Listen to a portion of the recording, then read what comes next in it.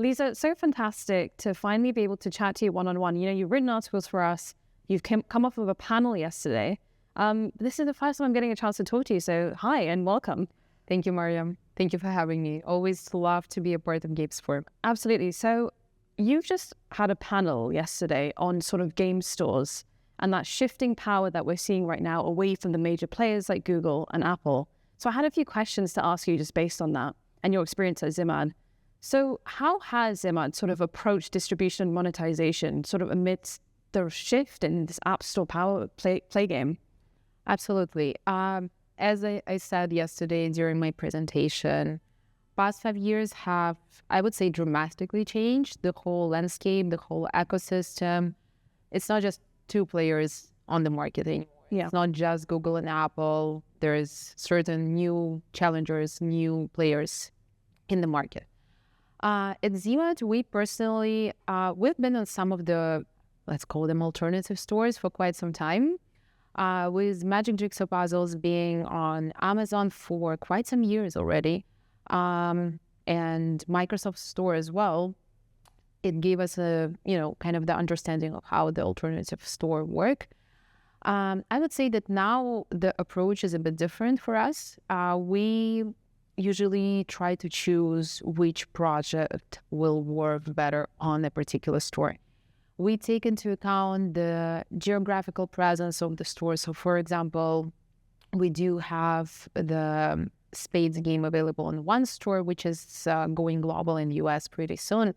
And we know that the Spades game is very popular in the US. So we really try to tackle around the audience, the interest of the audience, and, just where it makes sense for the app to be available.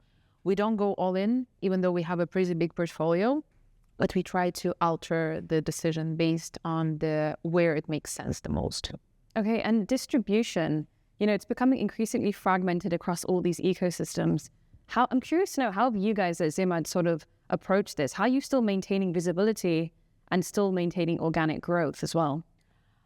I would say that it's one of the probably pain points, because the whole fragmentation, personalization on the stores, and we're talking not just, the alternative stores here, but also Google and App Store as well. There's certain issues that, I think, I'm talking to other publishers, we all have that issue of the organic growth. Mm-hmm. There, I would say that there is no one equation that fits all. I really think that there is a solution for everything. Of course, it's a pain to keep up with all the algorithm, every single store, but we are trying to test and see what can be done on each of the particular ones. Mm-hmm. As, always test. Always testing. Yes. So having these sort of partnerships with these emerging stores, maybe it's Samsung, maybe it's Amazon, has that really sort of changed the revenue mix? I'm sure it has, but I want to hear from you, how has it? And how has it also changed sort of negotiations? What do negotiations look like with those stores compared to the big players such as Apple or Google? Mm-hmm. I would say that it's much easier to communicate with them. There are certain things such as cross-promotion, featurings, which are becoming more available to the publishers like us, because with Google Play and App Store, of course, there's certain connections that you can make. There are certain features that are currently on the stores that let you be featured on the store, give you additional promotion. But with the new alternative stores, you can really talk about how we can approach things, how you want your app to be positioned, what you want to highlight.